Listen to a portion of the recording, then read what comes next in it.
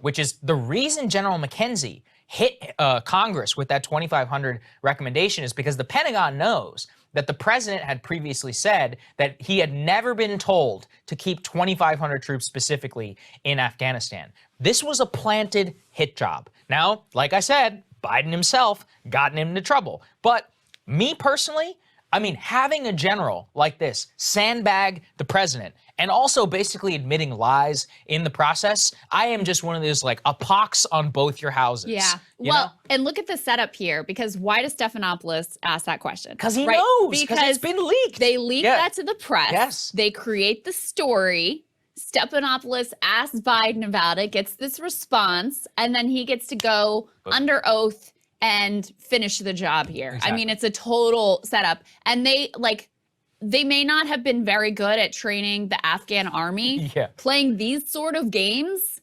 They're excellent at. Yeah, this is their real job, not fighting wars. That's right. This they are absolutely world class at. And here's the other thing on the substance of the question of whether this is even the case, that keeping a force of 2,500 people there would have led to, you know, an endless stability in Afghanistan. Yeah, right. That is pure freaking fantasy. Why? Because a deadline had been put in place. The reason that things had been kind of quiet, as far as we were concerned, in Afghanistan here for a little while is because we had agreed with the Taliban that we were going to leave.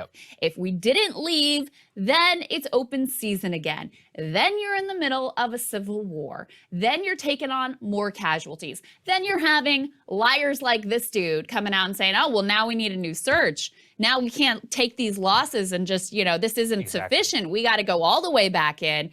And then what? So this idea that there was a costless way to continue, first of all, is oblivious to the cost to those 2,500 people who are putting their lives at risk, putting their lives on hold to be there in Afghanistan so that you don't have a bad news cycle, and so that, you know, people can profit off of this war, which is the only thing that this war accomplished. Those were the winners. Not the Afghan people, certainly not our servicemen and women, certainly not the United States of America. The winners of this war were the military-industrial complex millionaires who cashed in on this thing. And yes, I have no doubt that they made the case to the president as aggressively as they possibly could that we needed to stay in Afghanistan forever. They did the same thing to Obama. They did it to Trump. What happened? I remember Trump in 2017, whenever he calls in these enlisted guys, because he told the generals, he said, I don't want to hear from you. I want to hear from the guys who actually fought the war. So he bought in these sergeants. And what do you think they told him to a T? Every single one of them. They're like, sir, there is no way in hell that we can win this war. I've been on the ground there. These people are hopeless. They're useless. They're taking our money.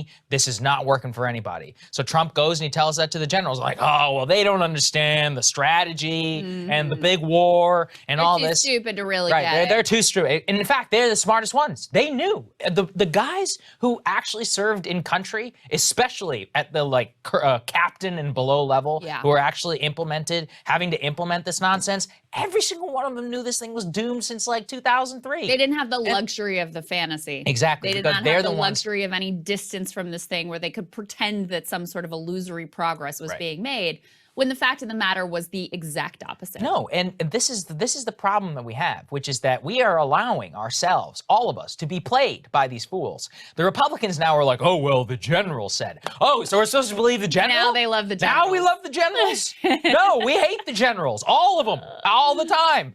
Not all of them, okay? I'm sure there's some good hyperbole, people. Okay. Yeah. Some, I assume, are good people.